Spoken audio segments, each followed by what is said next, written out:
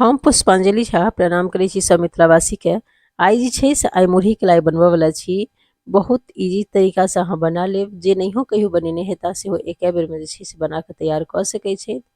कुरकुरा मुरही के लऽ कऽ जे अहाँ छै से बहुत आसानी से एकटा मैनेजमेंट कऽ के राखब, बहुत आसानी से जे छै से लाइ बना के तैयार कऽ सकै छी।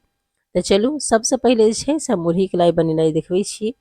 आ एकटा लोहिया लिअ, ओहि लोहिया में जे छै से हम आधा कप जे छै से पानि देलिए, लगभग 1 गिलास के 1/4 कप पानि देलिए। आब जे छै से एहिमे हम 1 कटोरी गुड़ दऽ रहल छी। तो देखियो गुड़ और पानि आ मुरही तीनों के जे छै से एकटा मैनेजमेंट निकालऽ रहै छै। तो हम सबसे पहले जे छै से गुड़ के पिघलै ले छोड़ि दै छियै और ध्यान राखब जे गैस के फ्लेम जे छै से लोए राखब।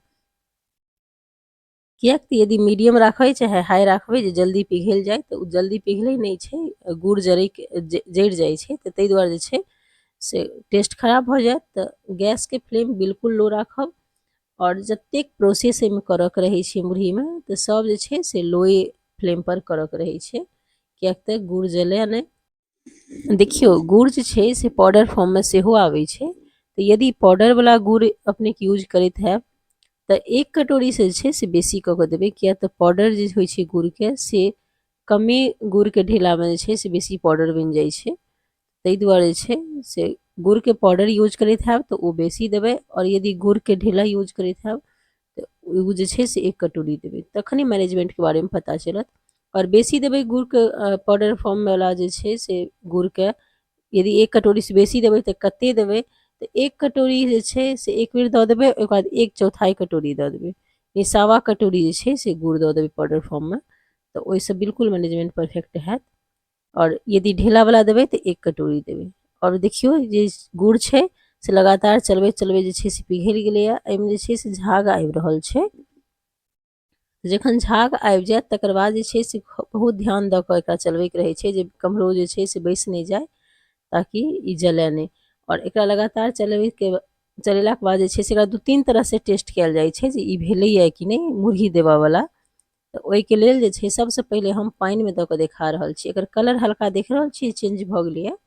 तऽ जखन एहि तरह से कलर चेंज हो जायत, लगभग 3 से 4 मिनट जखन अपने केना चला लेबै झाग गेलाके बाद, तऽ अहाँ चेक कऽ सकै छी पानि में एकटा कटोरी में पानि दऽ कऽ एकरा चेक कऽ के देख सकै छी। यदि एकठाम जमा भऽ जेतै ने तऽ एकर मतलब छै से भऽ गेलै, एखन जमा नहीं ने भऽ रहल अइ तऽ एकर मतलब छै से एखन नहीं भेलैए। 2-3 मिनट और जे छै से एकरा भूजि लै छी।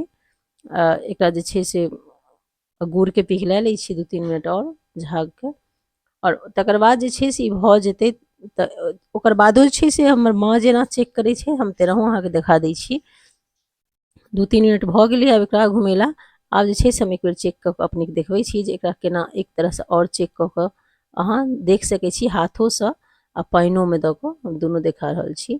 तऽ सबसे पहिले छै सूखल हाथ से, सूखल अंगुरी से एकरा एना कऽ के दऽ कऽ एना कऽ देखबै, यदि एना कऽ के तार बनैत हैत एहि तरीका से तऽ एकर मतलब छै से ई बिल्कुल परफेक्ट बनि गेलै। और दोसर तरीका एकटा और हम देखा रहल छी जे ई तरीका से सेहो अहाँ चेक कऽ सकै छी, हाथ पाकि नहीं जाए ताहिके लेल जे छै से हम दोसर तरीका देखा रहल छी। फिर कनिए कटोरी में पानि लऽ कऽ जे छै से ओहिमे 2-3 बूंद 4 बूंद छै से गुड़ दऽ कऽ देखा रहल छी। देखियौ यदि एकठाम जमा भऽ जेतै एकर मतलब छै से ई बिल्कुल भऽ गेल। अब देख रहल छी जमा भऽ रहल छै, आब जे छै से मतलब फैलै नहीं छै पानि के अंदर, ई भऽ गेलै। हम अंगुरी में देखा कऽ देखाए देलहुँ जे भऽ गेल छै, आ पानिओ में दऽ कऽ देखा रहल छी। अहाँ दुनू तरीका में कोनो तरीका से छै से अपने चेक कऽ कऽ बना सकै छी। आब जे छै से एहिमे मुरही देबऽवला भऽ गेलै गुड़। गैस के फ्लेम के बिल्कुल लो राखब छै से मुरही देबऽवला छी, जाहिमे कि जेना 1 कटोरी मुरही गुड़ देलियै तऽ 4 कटोरी छै से मुरही देबै। बिल्कुल इएह मैनेजमेंट जे छै से अहाँ ध्यान राखब जे 1 कटोरी गुड़ में 4 कटोरी मुरही देबाक रहै छै। बहुत बढ़िआँ परफेक्ट लाइ बनि कऽ तैयार भऽ जायत। और लगातार चलबैत रहब मुरही देलाके बादो, ताकि जे छै से गुड़ कतौ जलि नहीं जाए, किया तऽ एकर टेस्ट खराब भऽ जाइ छै जरि गेलाके बाद।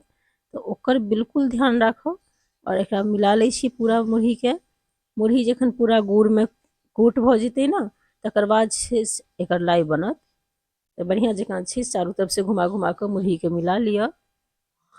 और ई यदि चैनल अपने के मैथिली कुकिंग चैनल यदि पसंद भ जायत, यदि पसंद आयत तऽ अपने जे छै से लाइक सब्सक्राइब सेहो कऽ लेब, ताकि एहि टाइपके जे छै वीडियो अपने लग पहुँचैत रहत मैथिलीके। और एकरा जे छै से बढ़िआँ जकाँ मिला लै छियै। देखियौ भऽ गेलैए बहुत बढ़िआँ, बहुत नीक जकाँ, बिल्कुल रेडीमेड जकाँ जेना दोकान भेटैत हैत ताहि तरीकासँ जे छै सिलाइ बना कऽ अहाँ तैयार घरमे कऽ सकै छी। एकदम परफेक्ट मैनेजमेंटके साथ अहाँ लाइ बना सकै छी घरमे। आब जे छै से भऽ गेलै, आब एकरा जे छै से गैसके हम बंद कऽ दै छियै। देखियौ कतेक बढ़िआँ लागै छै, एकदम परफेक्ट बनत लाइ। अहाँ एही तरीकासँ बना कऽ देखब घरमे। गैसके बंद कऽ दै छियै। आब एकरा छै लाइके बनबैके प्रोसेसमे जा रहल छी, लाइ बनबैके लेल। आब जे छै से हाथमे जे छै से पानि लगा लेब। देखियौ लोक घीओ लगबै छै, लेकिन पानि एहि दुआरे लगा लेब जे घी जे छै से हल्का हल्का गरम रहिते छै, और यदि घी लगा कऽ करबै तऽ हाथ पाकैके डर रहै छै, तऽ ताहि दुआरे छै से पानि लगा लेबै तऽ हाथ ठंडा रहत, और हाथमे जे छै से ई चिपकत नहि। और लाइके साइज जे छै से अहाँ अपनेके हिसाबसँ राखि सकै छी। जेना नम्हर हम मीडियम साइजके बना रहल छी, अहाँ नम्हर साइजके जेना बनबऽ चाहब तऽ सेहो बना सकै छी। चाहे छोट साइजके जेना कोनो घरमे बच्चा सब हेता तऽ ओहिके लेल जे छै से छोट छोट बना कऽ हुनका हाथमे देबै तऽ पूरा हाथमे बढ़िआँ जकाँ आबि जेतै। तहू दुआरे जे छै छोट साइजके लाइ बना सकै छी। तऽ साइज जे छै से अहाँ अपनेपर डिपेंड करै छै जे केहन बना कऽ राखब। तऽ हम देखै छियै हम एहि तरीकासँ बनेलहुँ हँ। और यदि बनबैत बनबैत ठंडा भऽ जायत और लाइ नहि बनि पायत तऽ दोसर उपाय छै जे अपने फेरसँ एकरा छै से लो फ्लेमपर गैसपर चढ़ा देबै 2 मिनटके लेल, और फेर देखबै जे गुड़ और मुरही जे छै से दुनू पिघलि गेल, तकर बाद फेरसँ परफेक्ट लाइ बनऽ लागत। तऽ ताहि दुआरे छै से जल्दी जल्दी लाइ, और ई बनबैके प्रोसेस जे छै से बहुत जल्दी जल्दी बनबऽ पड़ै छै, ताकि गुड़के जे छै से फेर दोबारा नहि गैसपर चढ़बऽ पड़ै। हालाँकि चढ़ेनाइ यदि बहुत रहै छै नहि बना पाबै छै तऽ ऑप्शन छै चढ़ा कऽ अहाँ फेरसँ पिघला कऽ बना सकै छी। तऽ देखियौ एही तरीकासँ बनि जायत।